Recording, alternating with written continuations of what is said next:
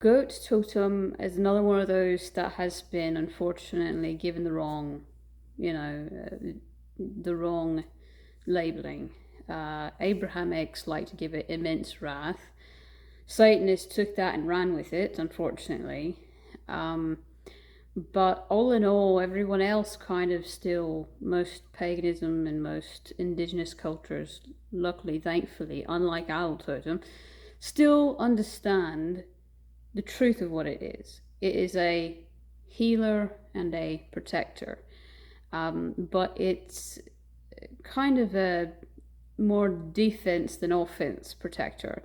You've got protectors, like we were talking about in Owl Totem, that will hunt and seek things, um, to seek some kind of threat and track it down and eradicate it. Well, Goat Totem doesn't do that at all. The only time that it is going to defend against anything is if the threat comes to them. They're not going to go out of their way to find it because they are defensive, not offensive. It's a creature that literally just stands there all day, eats grass, and really just wants to be left alone. So it's a last resort that they become the protector. Otherwise, they're very, peaceful and passive. And they do a lot of mending, very, very, really comparable to, in ways to, some people call it buzzard, some people call it hawk. But when I'm not talking about a vulture, I'm talking about, the hawk, I guess. It's always difficult because I don't know my audience, but that totem, which we'll probably eventually have one on here about, has immense healing properties to its energy. Even, hawk / buzzard even can have the ability to mend a fatal or near fatal condition. If it gives you its magic, if it, blesses you basically with its magic, it has the ability to mend someone or something that is near death, literally. Now, Goat Totem has similar mending properties. It may mend in a slightly different way, but the outcome is still kind of the same. It still has those properties that even when somebody is near death, they can mend. So, it's got a lot of healing, definitely in it. It's, I really want to stress that, really any of these totems, this goes for any totem. But, if you misuse something, if you take without asking, if you, do something without permission, you will get immense wrath. You're not going to get any real magic to come of it, You're going to get immense wrath instead. A goat has to choose you, has to approve and of your, basically it looks into your soul and sees whether or not you're, pure of heart, and it has to approve of that. And if it comes and judges you and finds that in that judgment your heart is of ill intent, it's not going to help you at all. It's going to further injure you. It's going to further cause much worse damage than what you were in the beginning. So, that's what's neat about Goat Totem, is that he kind of takes matters into his own hands, so to speak. Sometimes the universe gives you that threefold, but if you're doing something to a goat you not ought to be doing, he's probably going to be the one to give it to you.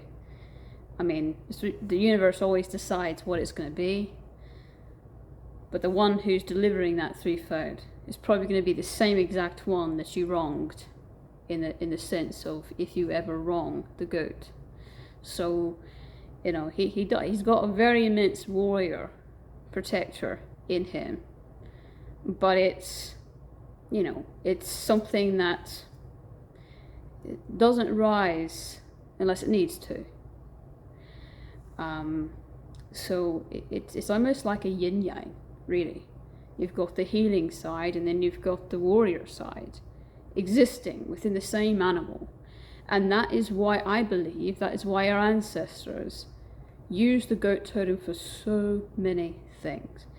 The goat totem is in the original pentagram, and I always like to talk about ancient paganism as it differs than modern paganism, because it is our ancestral knowledge, literally from our ancestors, what they used to practice, what they used to believe, without the missing gaps and pieces, and without the stuff that's been flipped on its head. A lot of times throughout history, when you start, you know, unfortunately during witch hunts, a lot of these things died out, that knowledge, that wisdom died out with them, and people unfortunately tried to scramble, and almost like a game of telephone, where there's gigantic gaps, and they try to fill in the gaps with stuff that they think fits, you know, and that is the most dangerous thing you can do when you're trying to assess what a totem really stands for, you know. And I believe that is why I have an entire video on this if you want to look it up. Most people do not understand the goat star pentagram as the way it should be. Now, like I said, unfortunately, Satanists took that and took the Abrahamic fear and ran with it. But a long time ago, the very first pentagram was the goat, because no, you're not going to use a man star for that. No. The entire purpose was to combine two totems. It was goat and serpent, sometimes goat and what I call a Canathocan, what a lot of people call Ouroboros. And, you know, the Canathocan was the circle of protection, and the goat was the star. And you can actually draw, and I can show you what I'm talking about.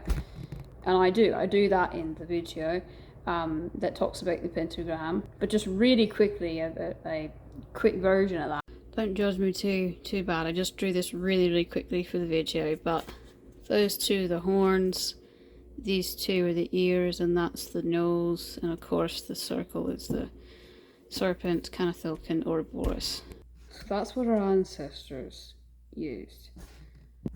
The man star is actually quite new. It's only, I say, somewhere between 100 150 years, probably, ish, give take.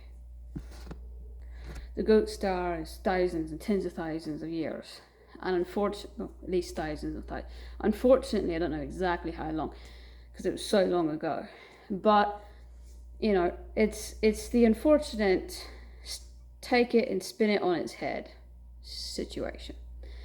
And you've got people just, you know, being fed information without common sense and thinking that it's bad luck. But there is no bad luck in it, because no one who created that had the intent for that to be anything but, you know, the goat totem.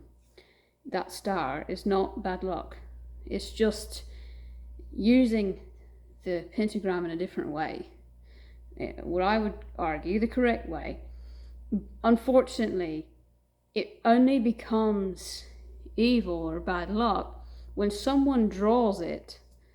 When someone, this particular, you know, thing, more about this if you in depth if you want to watch the actual video on the pentagram. But someone actually draws it with intent of malice, with ill intent. That's when it becomes of ill intent. If you've got a fucking Satanist drawing it, of course it's not going to be, you know, something you would want to use.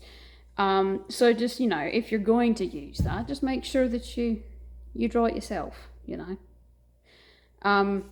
So moving on, the goat totem, in essence, healer, protector / defender, and, you know, it's a very well-rounded totem. So you know, there's other things, there's other aspects to it that we could get into. There's a little bit of fertility involved in the goat totem. It's got a lot of, it works very closely with, you know, this mountain energy and that sort of just that raw elemental energy that goes along with mountain energy. It's very much a creature of the mountains.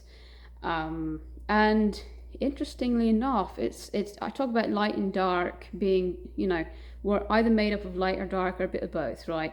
I have another video about that, but it's not good or bad, okay? It's day and night kind of thing. And oddly enough, the goat totem has got both in it, both light, both dark, together, existing together in one totem. And by themselves, these energy butt heads and they clash.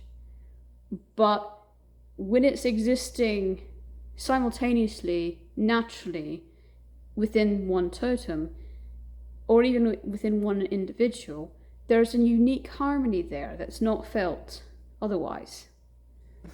And for that very reason, you could even draw in the harmony of the universe. We pagans believe that in the universe there is a center star, and that's why I talk about, when I say center star, I'm talking about the center of the universe. There's a center star that's in the dead center of the universe, or that's what they say, and it is sitting directly, you know, however you want to look at it, you know, but they're directly parallel the light, and then there's a black hole right underneath it, and that's the dark. And so in the center of the universe, they're constantly being in harmony. The universe could not turn, it could not spiral, it could not exist at all without this harmony. And I could go into that, like, you know, for hours, but, you know, at the very center of everything, it's divided half and half.